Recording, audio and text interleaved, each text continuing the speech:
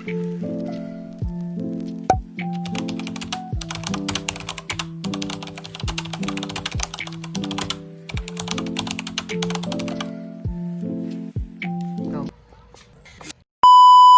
Hi guys! So ngayon aalamin natin kung ano ang Newton's pendulum. Newton's pendulum, also known as a Newton's cradle, is a device that demonstrates conservation of momentum and energy using a series of swaying spheres. When one sphere at the end is lifted and released, it strikes the stationary spheres. A force is transmitted through the stationary spheres and pushes the last sphere upward.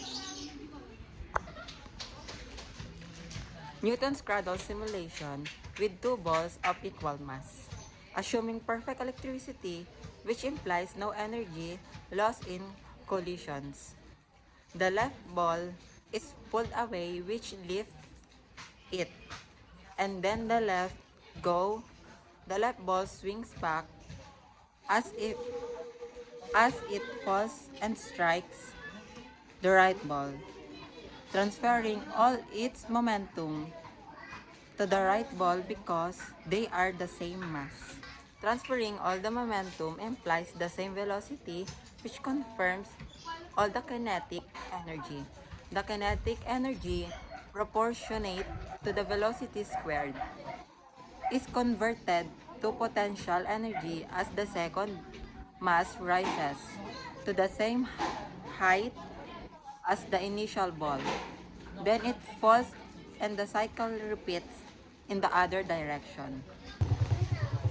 The motion of a ball in a cradle involves a series of collisions, with the first ball coming to a dead stop and the second ball gaining momentum. The last ball then begins the process again, each time causing a sonic wave to propagate through the intermediate balls. This process is similar to bouncing a coin by striking it with another coin. The last ball received most of the initial energy from the first ball impact. This behavior suggests the conservation of momentum and kinetic energy in elastic collisions. The physics behind the motion. The seemingly magical motion is explained by two fundamental laws of physics. The first one is conservation of momentum. The total momentum of a system remains constant if no external forces act upon it. The momentum of initially moving ball is transferred to the final ball. The second one is conservation of energy. Energy cannot be created or destroyed, only transformed.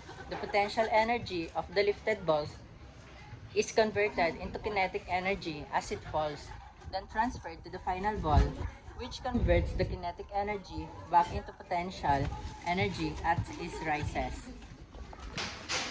The most common application is that part of the stock exclusive toy. Another use is an education physics demonstration as an example of conservation of momentum and conservation of energy.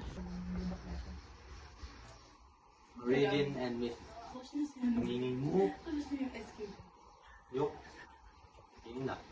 Origin and misnomer. While often attribute to Sir Isaac Newton, the Newton's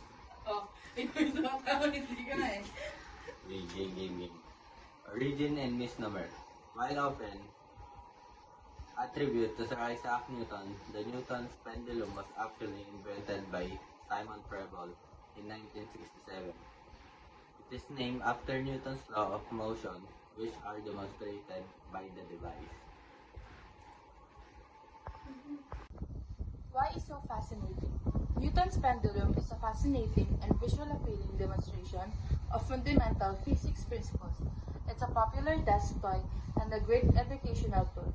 The seemingly effortless transfer of energy and momentum through the line of balls is captivating, and it helps illustrate the law of physics in tangible ways.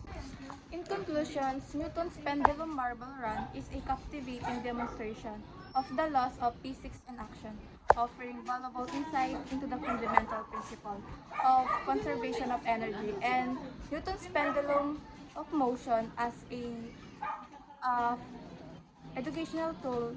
It teaches us complex concepts in a simple and engaging way, and inspiring curiosity, experimentation, and innovation in scientific discovery, while reminding us of the beauty and harmony of the natural world.